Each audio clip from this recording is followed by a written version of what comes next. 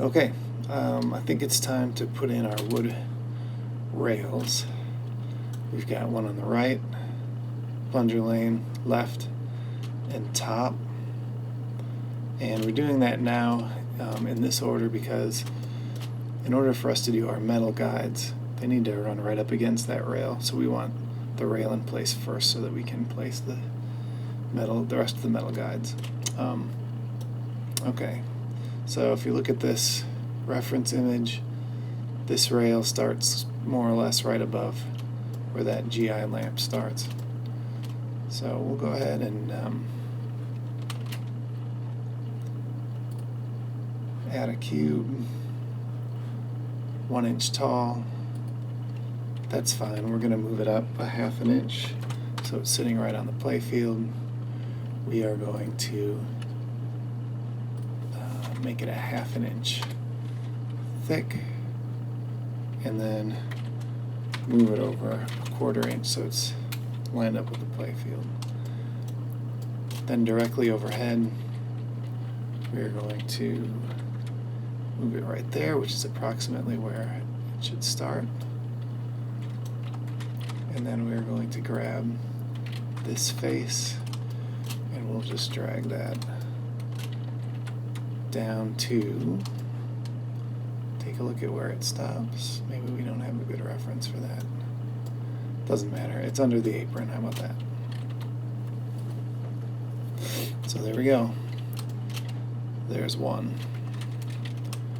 And so we'll just duplicate that and we'll bring that over here.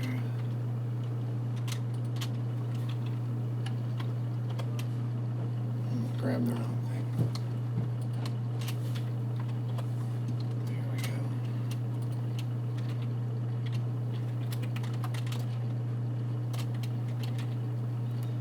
Put that right up against the edge as well.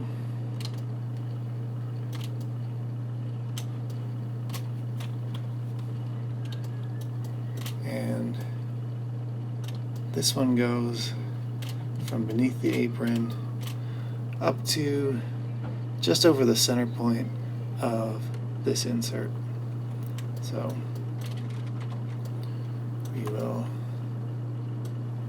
grab this face and push it down to just over the center point of that insert. Yep, looks good.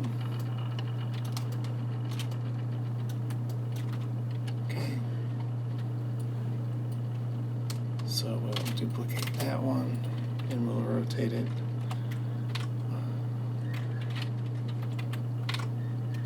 Oops. Rotate it along Z 90 degrees.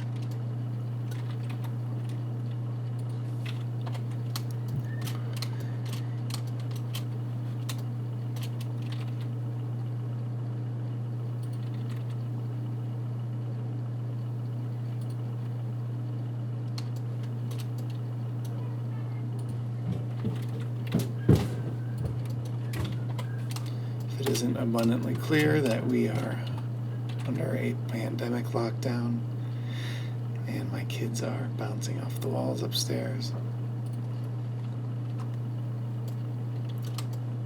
So it goes. We're all safe, healthy, and happy. What can you complain about, really, right?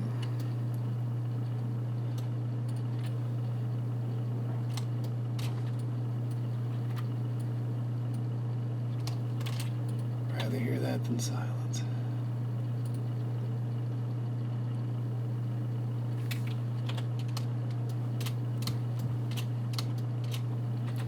Okay, and here we've got holes to guide us, so we're going to center this on those holes, although if you ever look at how these are installed, rarely does this sit perfectly centered over those holes, but let's use it for a reference for now, and then we'll take a look at how it lines up with the art. Okay, so that looks good from that perspective anyway. So then we will just shorten this to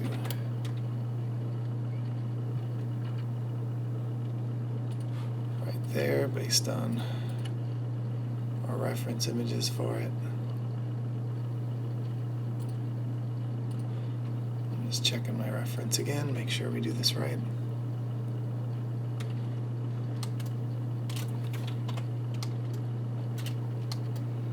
I don't know if it's helpful to have me talking during these or not. I sure work a lot slower.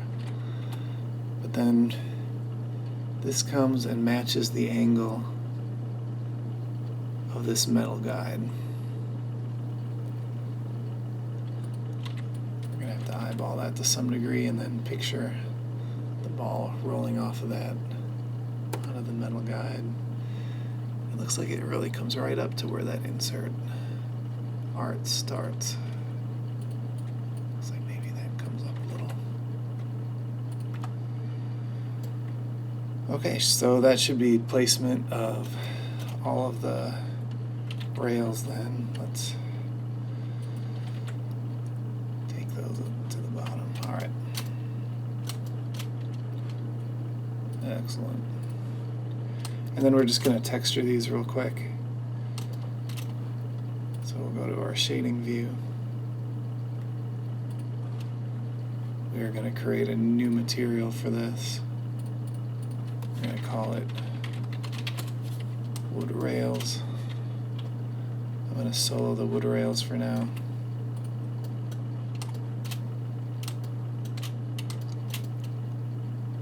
We'll take a look at these.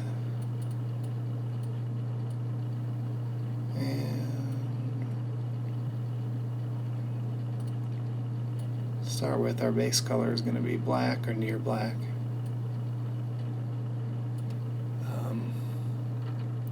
You know, it has some gloss because of the paint, and a lot of times clear coat's a good way to accomplish that. Although I think our roughness is going to get messed up as we add our texture elements here. So our base is already set, but we're going to go find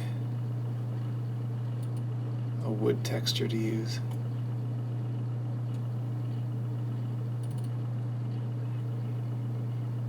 I think I've been using 11A, and we'll bring in roughness. And this would be, I mean, this will be a good guide for us. This would be if this were true wood, not painted wood. So I don't always love this roughness. Sometimes the normal is enough. But then we're going to add texture coordinates and mapping to this to tell it where to go. Okay.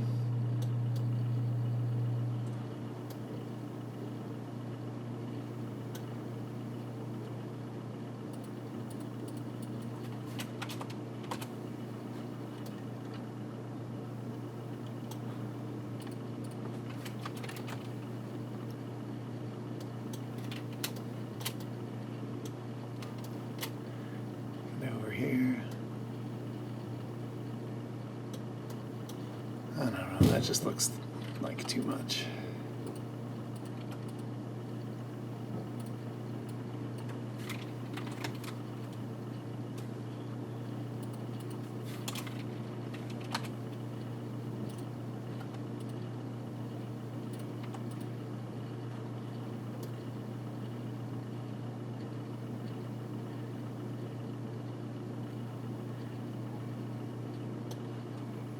That might be right with a lower strength.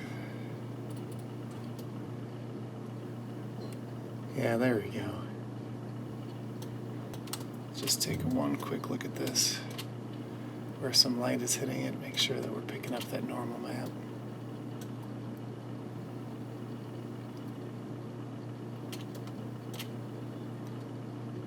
Yeah, you can see it. Too glossy now.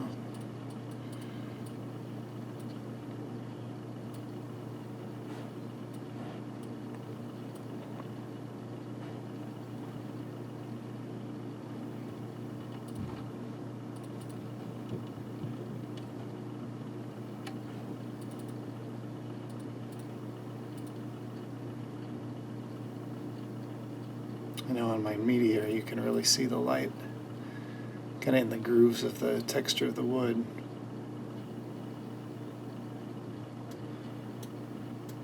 that's good for now then.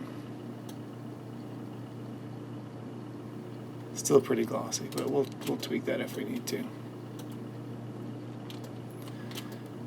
Okay, and then last thing on these,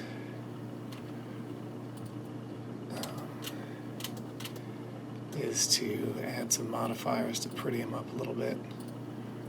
We're going to bevel those edges.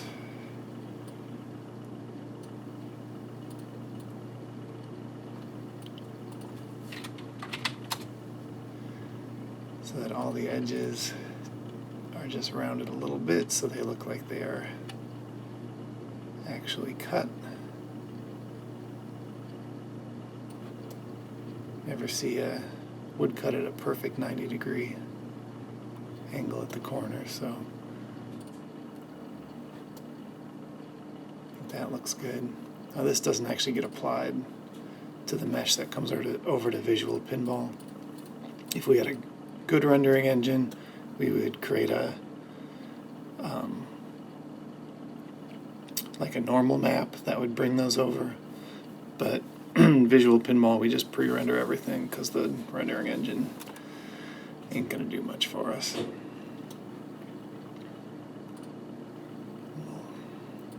Then add a subsurf modifier.